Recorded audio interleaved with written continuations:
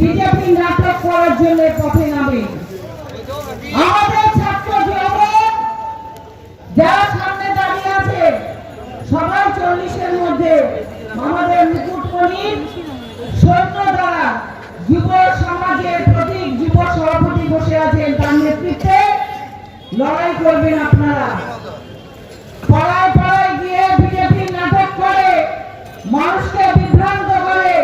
মমতা বন্দ্যোপাধ্যায়ের বাংলা গড়ার কাজকে যারা মানুষের সামনে ছোট করে দেখায়, আজকে সেই বিজেপি ভারতবর্ষে বসে আজকে ভারতবর্ষের কৃষ্টি, ভারতবর্ষের সংস্কৃতি, ভারতবর্ষের যে ঐতিহ্য তাকে ধ্বংস করার কাজ চালিয়ে যাচ্ছে।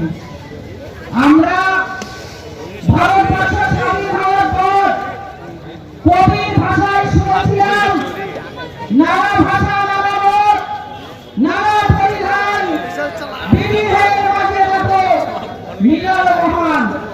ভেঙে দেওয়ার চেষ্টা হচ্ছে নরেন্দ্র মোদী, অমিত শাহ ভারতবর্ষের মৎস্যে বসে ভারতবর্ষের সাম্প্রদায়িক সম্প্রীতিকে আঘাত করছে। আজকে ভাষাভাষী মানুষকে আলাদা করে তাদের উপর অত্যাচার চালানো হচ্ছে। আমাদের নেত্রী, বাংলার জননেত্রী, লড়াইয়ের প্রতীক, সংগ্রামের মুখ, তিনি ডাক দিয়েছেন লড়াইয়ের, যে বাংলার অপমান, বাঙালির ভাষার অপমান, বাংলার মানুষরা বাইরে কাজ করতে গেলে বাংলা ভাষা বললে তোমরা বিজেপি তাদের ঘাট ধাক্কা দিয়ে সেখান থেকে বের করে দেবে, পুলিশ দিয়ে অত্যাচার করবে। আর আমরা বাঙালিরা চুপ করে থাকবো, মজাই না, ফুটে ফুটে বলা দিন বিজেপির জেলা দেওয়া যাবে, বিজেপির জেলা বিজেপির কথা বলতে যাবে, তাদেরকে প্রশ্ন করবেন আপনি কে, বাঙালি না আপনি বাইরের কোন রাষ্ট্রে বিজেপির লোক? এখানে বিজেপির কথা বলতে এসছেন, বাঙালিদের ঐতিহ্যকে ধ্বংস করে দিয়ে, ভাষাকে আক্রমণ করে, বাঙালিদের বহিরাগত বলে অত্যাচার করে। এটা চলবে না, এটা চলতে দেওয়া যাবে না। আজকে আমরা এখানে দাঁড়িয়ে বলে যাই, নদিয়া জেলার মাটিতে দাঁড়িয়ে আমাদের জননেত্রী মমতা বন্দ্যোপাধ্যায়ের নেতৃত্বে সিপিএমের হারমাত বাহিনীর বিরুদ্ধে, সিপিএমের অত্যাচার সন্ত্রাসের বিরুদ্ধে আমরা এই মাটিতে দাঁড়িয়ে লড়াই করেছিলাম। 2011 সালে মমতা ব্যানার্জির নেতৃত্বে সারা বাংলার সঙ্গে সঙ্গে নদিয়া জেলার মাটিতে তৃণমূল কংগ্রেসের পতাকা উজ্জীবিত হয়েছিল, পটপট করে উঠেছিল জয়ের গান গেয়ে।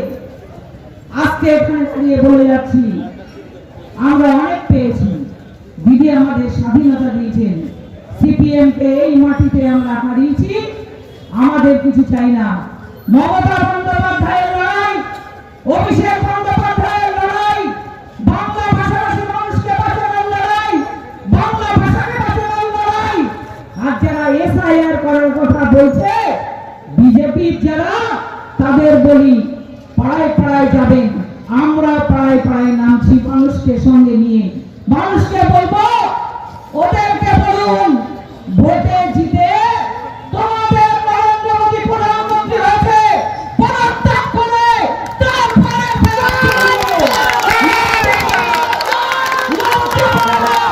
মানুষের ভোট নিয়ে তোমরা বলছো আমরা ক্ষমতায় এসছি, আর সেই ভোটারদের প্রশ্ন তুলছো তারা থাকবে কি থাকবে না ভোটার লিস্টে। আজকে সময় সমস্ত জায়গায় অত্যাচার চলছে। তাই আর কেউ আমরা পিছিয়ে যাব না, আমরা বিভ্রান্ত হব না। ঐক্যবদ্ধ তৃণমূল কংগ্রেস, মমতা বন্দ্যোপাধ্যায়, অভিষেক বন্দ্যোপাধ্যায়ের নেতৃত্বে 2026-এ লড়ব। 9টা আসন জিতে মমতা বন্দ্যোপাধ্যায়কে নদিয়া দক্ষিণ জেলায় আমাদের কেউ শেষ করতে পারেনি, পারবে না। এটাই হবে আমাদের শপথ। আর এত বড় মিছিল যদি এটা আমরা করতে পারি তবেই হবে এর সার্থকতা। 1 ইঞ্চি জায়গা বিজেপিকে ছাড়া নেই।